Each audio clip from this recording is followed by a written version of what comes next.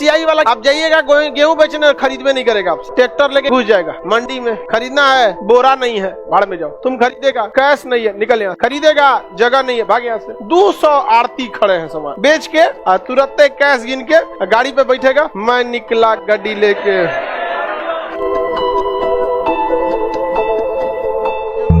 लेकिन कोई भी किसान एफसीआई को अपना अनाज क्यों बेचेगा इसके यहाँ पे ले जाके? तो इसके लिए एफसीआई देता है minimum support price, MSP, minimum support price. ये बहुत जरूरी है। आज के वक्त में पंजाब और हरियाणा के किसान ही इसका 100% उपयोग कर पाते हैं। एमएसपी पहले समझिए क्या होता है। खेती करने से पहले ही, अभी धान की खेती हुई नहीं है, सरकार अभी एमएसपी बता देगी कि धान हम कितने रुपए किलो खरीदेंगे। अभी बताइए एमएसपी धान का कितना चल रहा है? आप में कोई किसान है? नहीं पता? पिछली बार 19.5 था, तो अपना गेहूं का कितना है? अलग अलग रेट है। जैसे देखिए गेहूं का जो रेट है 1800 रुपये। अब एक्यूरेट आप लोग देखिएगा, हर 6 महीने पे 2-4 रुपये आगे पीछे बदलता है। गेहूं का रेट क्या है? 1800 रुपया। कितने किलो के? 100 केजी का। तो हटाइए ना, 1 किलो का कितना? 18 रुपया।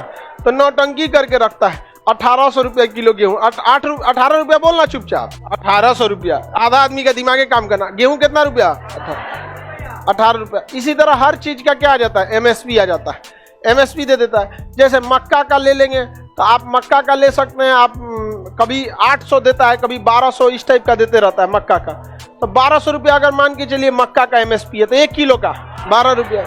1 किलो का 12, बताइए 1 किलो मकई 12 रुपया में बेच देता है आदमी। वहाँ पे एमएसपी, किसान का इतना दुर्दशा है। तो 18 रुपया गेहूं का क्या हो गया है? एमएसपी। गेहूं का एमएसपी कितना हो गया? 18। हालांकि एमएसपी 18 रुपया बोलेगा कि 1800 बोलेगा, वो जानबूझ के बोलता है। मार्केटिंग टैक्टिक्स है वो, ताकि लोगों को किसानों की दुर्दशा का पता ना चल पाए। और ये फसल एमएसपी पर सरकार खरीद लेती है, एफसीआई खरीद लेती है। आप गेहूं बेचिएगा उसको तो कितना में खरीद लेगी? 18 रुपये। लेकिन अगर किसान जाएगा उसको बाजार में बेचने के लिए, तो बाजार वाला उसको खरीदता है सब 15 रुपया में। 15 से 16 रुपया में किसान को बेचना पड़ता है। तो किसान कहाँ बेचेगा? एफसीआई में। फायदा है कि नहीं है? अगर मान के चले किसी किसान के पास 1000 किलो क्या होगा? गेहूं हुआ। 1000 किलो क्या हो गया? गेहूं हुआ। अब इस किसान के पास 2 रास्ते हैं। एक, ये जाए 1000 किलो क्या हो गया? गेहूं हुआ। इस किसान के पास 2 रास्ते, या तो ये कहाँ जाएगा? मार्केट में। मार्केट में जाएगा तो इसका रेट देगा सब आपका 15 रुपया, बहुत से बहुत। अब 15 में 1000 का गुणा करेंगे, कितना हो गया? 15000। और वही अगर इसके पास रास्ता कहाँ पे? एफसीआई। तो एफसीआई पे क्या मिलेगा? एमएसपी। तो कितना रुपया में? 18 रुपया में। 10,000 के हिसाब से कितना हुआ इसको?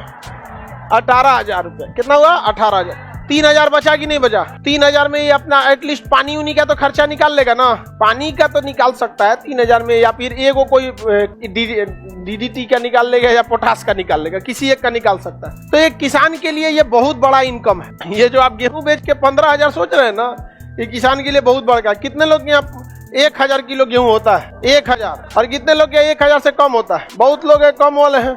तुम दोनों में उठाया था। 1000 से कम होता है? ज्यादा होता है। कितना खेत है तुम्हारा? कितना खेत है? 10 बीघा। तो देखिए 10 बीघा का खेत है, तो भाई 10 बीघा बहुत बड़ा चीज होता है ना।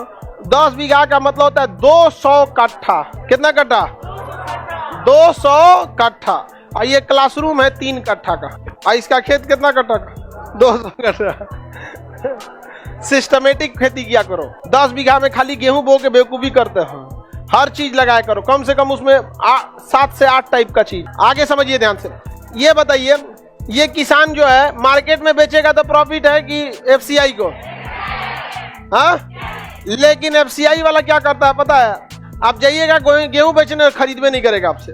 करना ना, जगह नहीं है, बोरा नहीं है, जगह नहीं है, बाबू नहीं है, साहब नहीं है, कैसे नहीं है, लाइट कटल है, ट्रक नहीं है, बोलदारे नहीं है उतारने वाला, 20 गो नौटंकी करेगा, भेज देगा आपको। अब आप क्या कीजिएगा? गांव से तो ट्रैक्टर में लाद के आए हैं, एफसीआई गोदाम पे हो तो मिले ही नहीं वहां पे। अब आप जाके बेचिएगा कहाँ पे? मार्केट में। तो मार्केट में आप कितना में बेच दिए? 15,000। यही एफसीआई वाला मार्केट वाले से कहेगा ते हमरा 16,000 में दे दे, तो वो किसको दे देगा? एफसीआई को 16,000। और वो सरकार के खाता में चढ़ा देगा कि हम 18,000 रुपया में किसान से खरीदे हैं। 2,000 रुपया अपने जेब में, और सैलरी उसको अलग से मिल रहा है, और 2,000 रुपया अपने जेब में। किसान क्या कर सकता है? कुछ नहीं।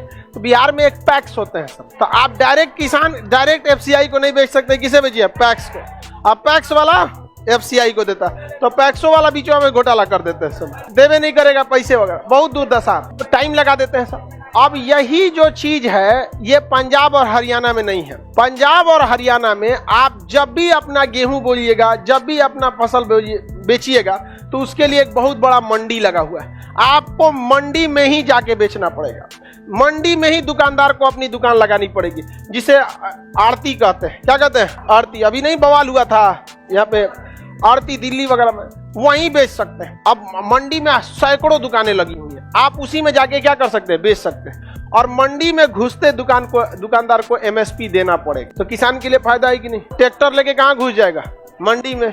खरीदना है, बोरा नहीं है, भाड़ में जाओ। तुम खरीदेगा, कैश नहीं है, निकल यहाँ से। खरीदेगा, जगह नहीं है, भाग यहाँ से।